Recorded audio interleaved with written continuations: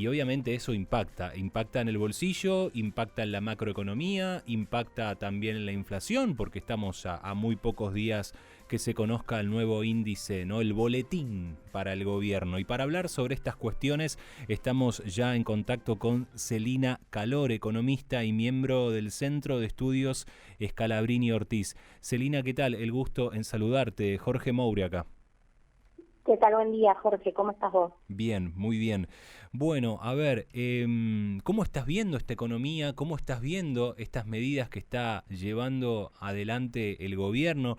Vamos a ir recorriendo algunas cuestiones que se fueron dando a conocer, si te parece, Celina, en las últimas horas, ¿no? Con la aparición de este nuevo billete, en fin.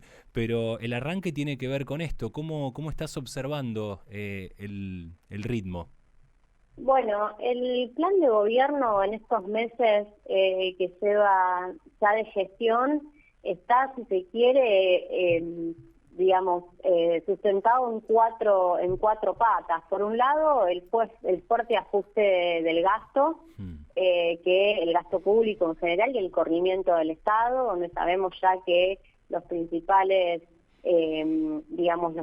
perjudicados han sido los jubilados, las provincias, porque cortaron las transferencias Claro. a las provincias, los sectores medios de ingresos que se han visto muy perjudicados por la quita de los subsidios y con ello la suba de los costos del transporte, de la energía eléctrica, del gas, aunque ahora, bueno, se hable de retardar un poquito más una nueva quita de subsidios, lo cierto es que ya está impactando, y el sector productivo de la economía, ¿no? Porque todos estos tarifazos también afectan mucho, digamos, a Sí. todo el entramado productivo. Eso por un lado.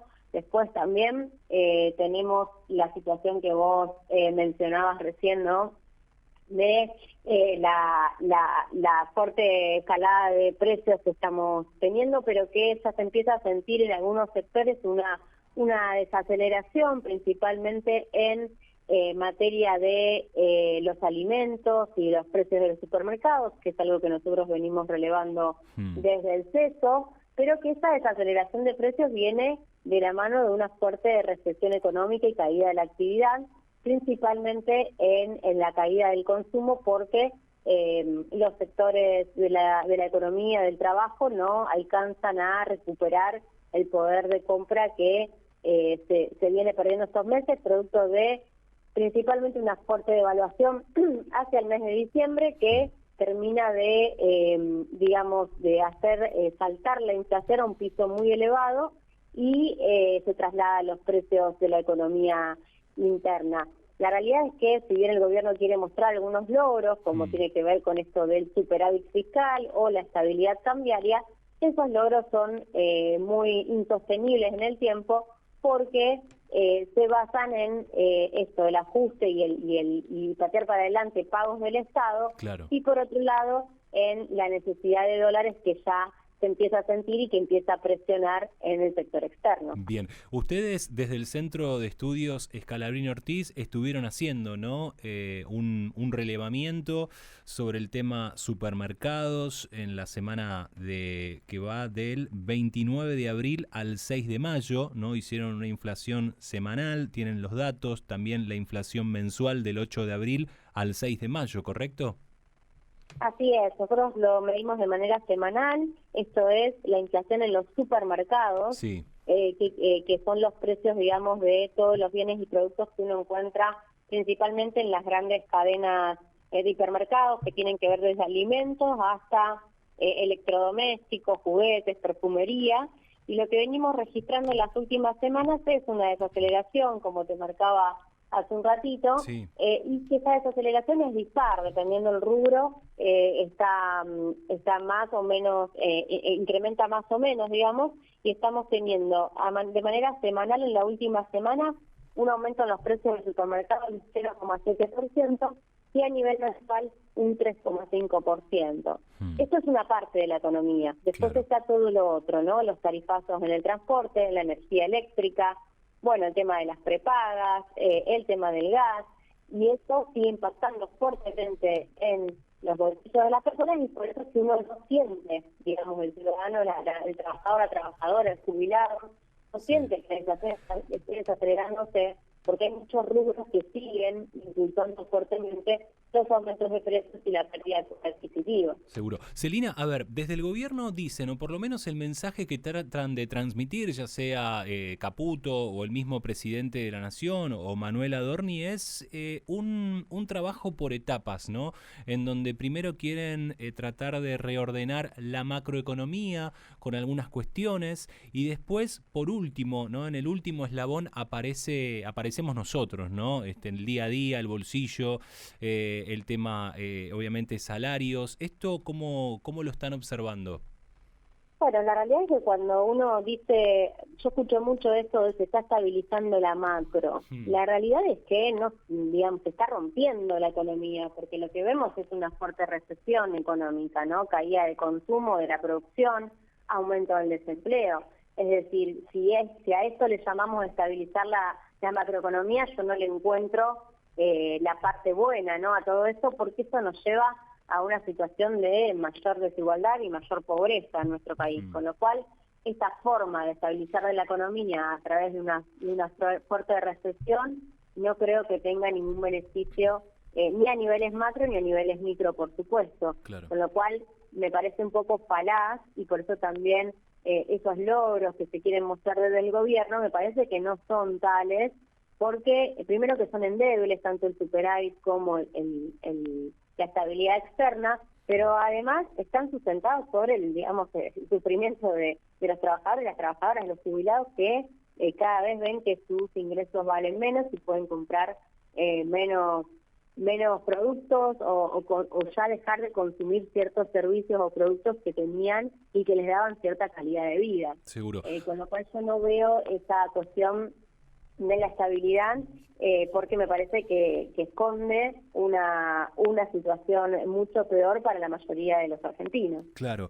Y la pregunta, Celina, tiene que ver, ¿hay otra alternativa? Digo, el gobierno habla de una herencia fatal, ¿no? Ayer lo escuchaba, por ejemplo, estaba en el Congreso, en el Senado, y escuchándolo al ministro del Interior, Guillermo Francos, decía, nosotros heredamos la peor crisis de la democracia, ¿no? Hablando de, bueno, el tema de la hiperinflación y todo lo demás, como que el gobierno dice, nosotros elegimos este camino porque era el único y la única alternativa.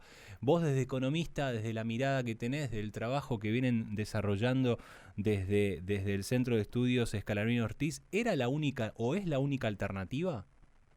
Bueno, no, por supuesto que no. A ver, hay problemas que se traen desde antes, pero ni estábamos en una situación de hiperinflación ni en una situación de recesión de la economía. Nosotros hasta fin del año pasado teníamos una economía que estaba en marcha, con muchísimos problemas, principalmente problemas de ingresos, de las personas que empezaban a poner cierta restricción a esta actividad económica. Claro, pero no con una nos inflación encontrábamos imparable, ¿no?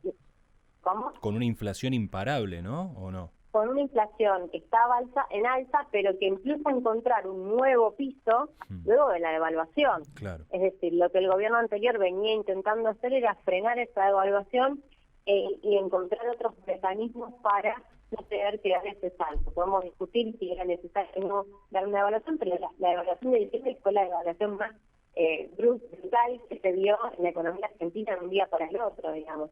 Saltó el tipo de cambio en 118%, sin dejar ningún tipo de contención social. Es decir, cuando en su momento el ministro Massa, luego de la elección Paso, le evalúa, determina la devaluación también, que fue en ese momento de una suba de tipo de cambio del 40%, ¿qué hizo? Puso medidas de contención a los sectores más vulnerables.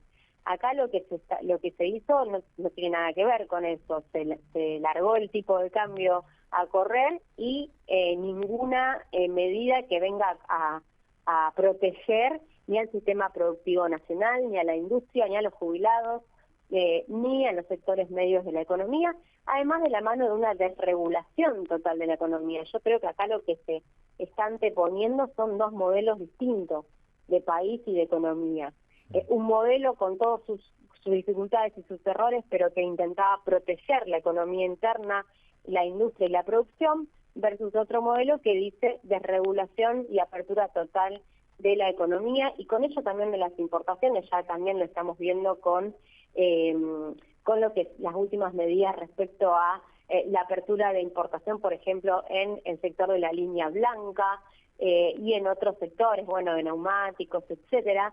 Pero por el ejemplo de la línea blanca es una industria que le iba muy bien a nivel nacional y que emplea muchísimos puestos de trabajo, con lo cual la realidad es que eso es lo que está detrás de esto. Cuando uno pregunta, ¿se podía hacer otra cosa? Sí, porque son dos modelos contrapuestos, y son dos modelos que se contraponen siempre en Argentina históricamente. El modelo agroexportador y el modelo llevado al extremo, por supuesto, el modelo agroexportador extractivista y un modelo más productivista industrial. Y creo yo que este último modelo que es el que permite de algún modo el desarrollo con inclusión social, porque es el que da fuentes de trabajo. El otro modelo está pensado para una economía mucho más pequeña, y hoy tenemos una cantidad de habitantes que esos sectores productivos no pueden absorber. Estaba repasando la cotización del dólar, ¿no? Con cuánto había cerrado, casi 900 pesos el oficial, el informal 1040. ¿Pensás que este es el dólar que tiene que quedar ahí? ¿Va a pegar un salto? ¿Qué va a pasar con eso?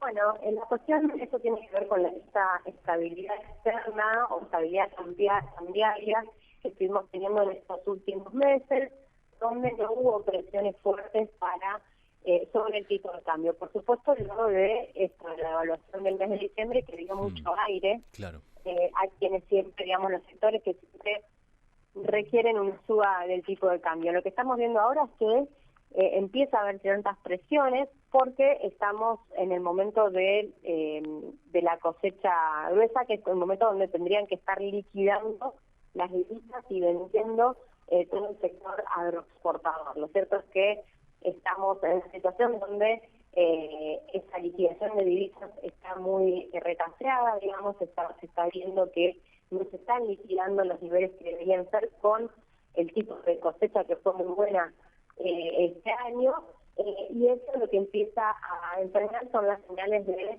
que el sector agroexportador está pidiendo una mayor rentabilidad, y eso se puede dar o a través de una nueva devaluación o a través de la quita de retenciones, que es lo que están pidiendo del sector. Celina, digamos, cualquiera de las dos cosas tendría un impacto sobre la economía interna.